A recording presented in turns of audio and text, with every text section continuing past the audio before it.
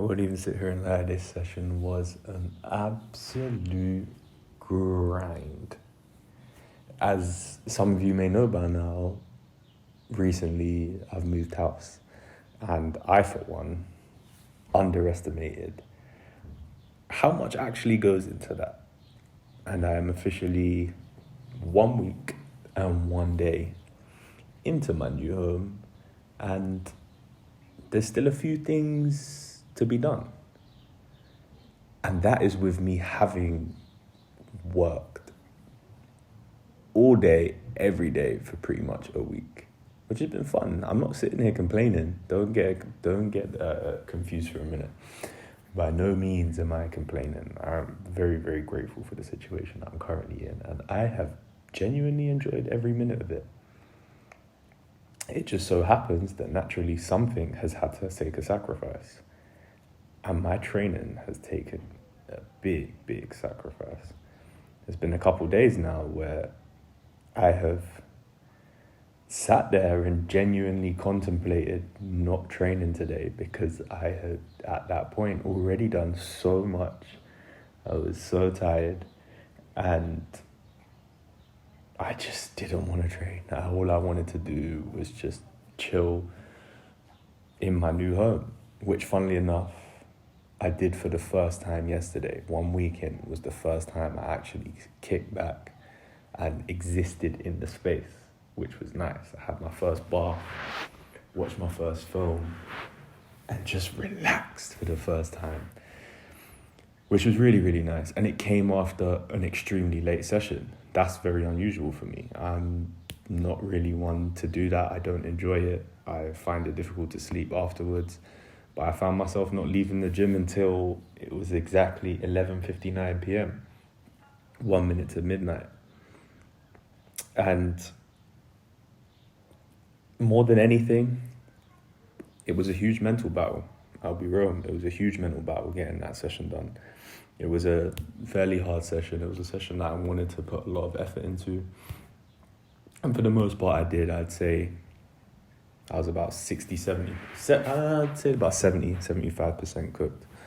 When it comes to the amount of effort I was able to muster up and put in. However, it was a very, very nice mental challenge. It was a Friday night. And Friday nights are weird because when you find yourself in a situation like that, leaving the gym at midnight, feels kind of strange, right? It makes you kind of feel proud of yourself because you know that there are many people on this planet out here at this time in your time zone currently partaking in degeneracy and quite literally destroying their bodies. Whereas you chose to be disciplined, and regardless of how little time you may have felt like you had in your day, you carved out time, you bent the universe to your will and made sure that you were able to get in your demonstration of respect for yourself session, so to speak. Because that's all it is, right? That's all exercise is, that's all healthy eating is, that's all taking care of yourself is. It's exactly what it says on the tin, taking care of yourself. The more actions somebody does on a daily basis that demonstrates caretaking, that you quite literally get a gauge of how much they love themselves and how much they respect themselves.